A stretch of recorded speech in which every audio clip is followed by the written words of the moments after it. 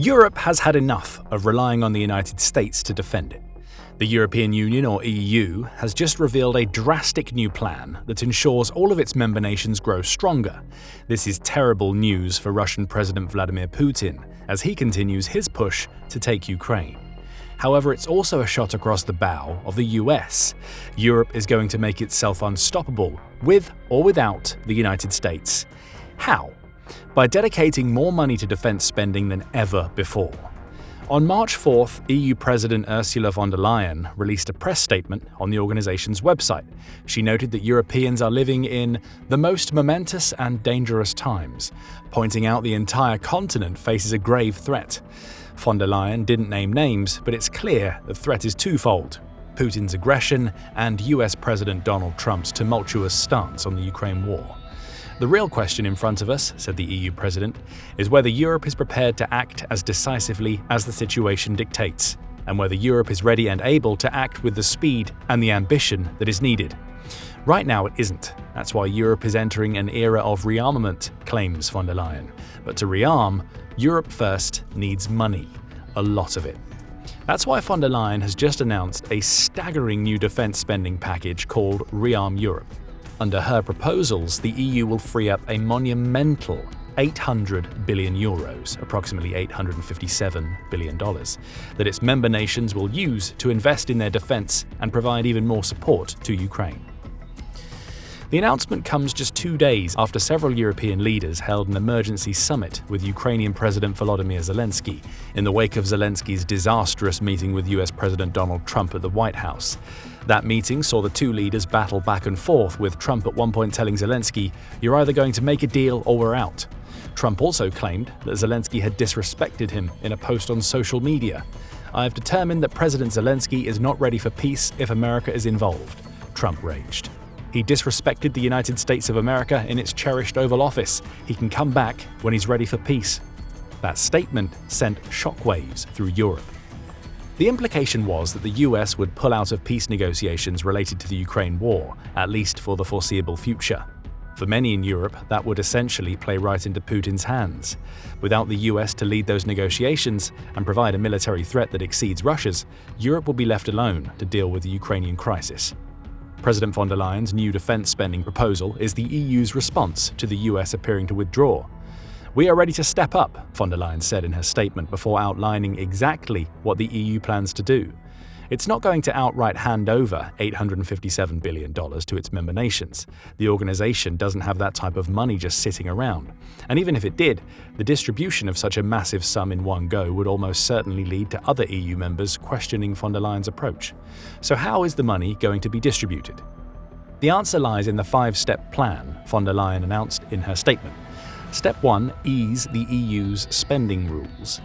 Right now, all EU member states have to follow rules that oblige those countries to keep their public deficits below 3% of their gross domestic product, or GDP. Those rules are outlined in the Stability and Growth Pact, or SGP, which was first instituted in 1997 and amended in 2005. Even then, enforcement of the pact was weak, leading to the creation of a new fiscal pact in 2012 that introduced even stricter provisions than the SGP. The EU has these pacts in place to monitor member nations' spending, especially given that several EU members have experienced financial collapses while being part of the Union. Greece experienced a financial crisis between 2009 and 2018 caused by high government spending. Other EU members, such as Italy, have high debt-to-GDP ratios, with Italy's ratio currently being around 6-5. Von der Leyen doesn't intend to get rid of the SGP. Instead, Step 1 of ReArm Europe involves the activation of a national escape clause within the pact that frees up EU member states to spend more money on their defense. The EU president says that member states could realistically increase their defense spending by 1.5% of their GDPs each, thanks to this clause. If all do so, that would create new defense funding of around $696.5 billion over the next 4 years. The shackles are off Europe's most powerful nations. They now have permission to spend more on defense than they have in decades. And von der Leyen's plan goes even further. Step 2 is the creation of a new facility that can provide up to $160 billion of loans to EU member states. These loans will only be granted if the member states commits the money to targeted defense investment, and they're opt-in only. No EU member is forced to take out one of these loans. That decision overcomes the bureaucratic issues related to EU-wide joint borrowing, which is opposed by several member states. This is basically about spending better and spending together, says von der Leyen. We are talking about pan-European capability domains, for example, air and missile defense, artillery systems, missiles and ammunition, drones and anti-drone systems, but also to address other needs from cyber to military mobility. EU nations can also borrow from this pool of cash to massively step up their support to Ukraine. Think about it like this. An EU member nation may not have the money it needs to both raise its defense budget and support Ukraine as much as it would like. Under these new guidelines, that nation can now borrow a portion of a 160 billion cash pot to fund the procurement of European-made arms for Ukraine, while still being able to dedicate as much of its own money as it's able to its own defense. It's the best of both worlds for EU nations. They get to spend on themselves and support Ukraine under the new plans. And it gets better. While Steps 1 and 2 cover the majority of the $857 billion the EU is planning to spend on defense, Step 3 allows EU nations to repurpose cohesion funds. The EU Cohesion Fund was created to support EU member states that have a gross national income, or GNI, per capita below 90%. It's essentially a support fund. Richer EU nations contribute to the Cohesion Fund, with poorer nations taking from it to improve their economies and social structures.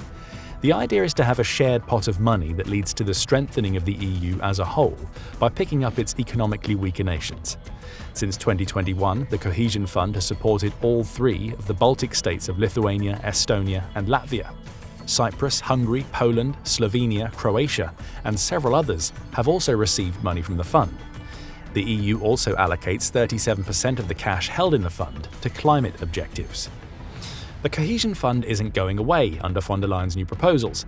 However, she's now giving the fund's contributors the option to pull money away to support defense investments, along with creating Cohesion Fund programs that make it easier for recipient nations to spend on their defense. That's a lot of money potentially being freed up. According to the European Commission, the EU has dedicated $420 billion to its cohesion policy for the period between 2021 and 2027. The Cohesion Fund falls underneath that policy, along with several others. Step 3 of von der Leyen's plan could free up billions of dollars more for European defense. Step 4 and 5 will involve mobilizing private capital for defense spending. The EU plans to accelerate the creation of a savings and investment union that will make it easier for private companies to access capital they can use to build weapons. The EU also plans to lift limits on defense investments made by the EU's lending arm, the European Investment Bank. Von der Leyen didn't provide many more details regarding those final two steps, suggesting they'll take place over the long term, while the first three steps account for Europe's short-term military spending needs. But by now you might be wondering how the EU's proposals demonstrate that it's had enough of the United States. To understand how the two are connected, we need to look beyond what's happening and explain why von der Leyen is making over $857 billion available to EU member states. On March 4th, President Donald Trump announced that he'd suspended the delivery of all US military aid to Ukraine. The decision blocks billions of dollars worth of crucial weapons shipments that have already been committed to Kyiv. The decision came on the back of the meeting between Trump and Zelensky we mentioned earlier and affects the delivery of ammunition, equipment, and vehicles promised to Ukraine under former President Joe Biden's administration. Ukrainian Prime Minister Denis Shmyhal says that Ukraine still has the means to supply its frontline forces after Trump's announcement. However, the loss of US aid will put several of Ukraine's American-made air defense systems, including the powerful Patriot system, at risk soon. We will continue to work with the US through all available channels in a calm manner, Shmyhal said. We have only one plan: to win and to survive. It's no coincidence that the EU announced its new spending plans on the same day Trump cut off aid to Ukraine. As Russia celebrated the decision, with Kremlin mouthpiece Dmitry Peskov claiming that the US has been the main supplier of this war so far. The European nations that weren't informed of Trump's decision ahead of time were more somber. A Polish foreign ministry spokesperson said Trump's decision has great political significance, especially as it was made without consultation with NATO or the Ramstein group of 57 countries that have coordinated aid to Ukraine during the war. The EU will also hold an emergency summit on March 6th to discuss Trump's actions. Alexander Mereshko, who's the chair of Ukraine's Parliamentary Foreign Affairs Committee, provided the most damning analysis of Trump's decision. To stop aid now means to help Putin, claimed Mereshko. On the surface, this looks really bad. It looks like he's pushing Ukraine toward capitulation, meaning accepting Russia's demands. The EU's new funding plan takes on a new light under this context. Specifically, the second step of the plan seems engineered to overcome the military aid shortfall that will result from the US suspending its support. European nations can borrow money to support Ukraine, filling the gap. But more worrying for Europe as a collective is what Trump's decision may mean for the future of the continent. If withdrawing support plays into Putin's hands, as Mereshko claims, Europe has to face the prospect of an ascendant Russian leader who may turn his sights to other countries once he takes Ukraine. And given that the US is willing to withdraw aid to Ukraine, Europe has no guarantees that it will support the continent in a wider war. Europe simply has to get stronger. The $857 billion von der Leyen is committing now, plus whatever else is spent via steps 4 and 5 of her plan, will help the continent develop that strength. It also can't escape notice that the EU's spending plan roughly matches America's defense budget. The US spent $824.3 billion on defense in the 2024 fiscal year. The EU now plans to spend over $25 billion more than that, albeit over the next 4 years, which could be seen as an attempt to fill a US-sized defense funding gap that has just been created. America's approach to Ukraine over the last few weeks has also likely influenced the EU's decision. As The Guardian points out, the explosive White House meeting between Trump and Zelensky is far from the only time the two leaders have clashed. Trump's direct approach to ending the war in Ukraine saw the US hold a meeting with the Russians in Saudi Arabia in February that didn't include anybody from Ukraine. That meeting gave the impression that Ukraine was being cut out of any potential peace negotiations. Trump has also referred to Zelensky as a dictator on social media, while claiming that he doesn't have the support of the Ukrainian people. To say their relationship is contentious would be an understatement. And now, with US funding withdrawn, Ukraine's entire future is in doubt. Europe has to prepare for whatever the next few months and years may hold. Von der Leyen knows that very well. She wrote to EU leaders claiming that a new era is upon us when she announced her dramatic new spending plans. Europe faces a clear and present danger on a scale that none of us have seen in our adult lifetime. It's not clear whether the EU anticipates a future war with Putin. However, the continent wants to be prepared for such a fight. After all, a Putin victory in Ukraine gives Russia access to a country that borders Moldova, Romania, Poland, Slovakia, and Hungary. Ukraine could be the launching point for future invasions into Central Europe, which the EU can't allow to happen. Taking any of those countries would give Russia even deeper access into the continent, making Putin a direct threat to all of Europe. The third reason for von der Leyen's announcement has nothing to do with the US at all. Europe hasn't been spending anywhere near enough on its collective defense. Von der Leyen hints at this in her press release, especially when she notes how her new plans will release EU nations from the spending restrictions that have led them to sidelining defense for years. We can see that spending shortfall when examining how many European countries reached NATO's 2% of GDP spending on defense targets. According to Erste Group, the period between 2014 and 2024 saw only Poland, Estonia, and Greece consistently meet that target. Most other European NATO members were patchier, with most spending less than 2% or only raising their defense budgets following Putin's invasion of Ukraine. That has created a spending gap based on the 2% target, according to Erste Group, that would require around $1.009 billion to fill. The EU's new spending plans more than fill that spending gap. However, it's important to note that this only accounts for the money the collective EU should have spent if all of its nations hit the 2% target. An extra $1 billion is minuscule in the grand scheme of what's happening on the continent. The reality is that filling a small spending gap isn't enough to cover the strengthening that's required in Europe. Former Vice President of the European Commission, Josep Borrell, revealed this back in December 2022. While lauding Europe's collective response to Putin's Ukraine invasion, he also pointed out that the war has been a brutal wake-up for many of us. We realize that our military stockpiles have been quickly depleted due to years of underinvestment. Borrell implies that European nations have been forced to weaken themselves to send weapons to Ukraine. We realize that we lack critical defense capabilities.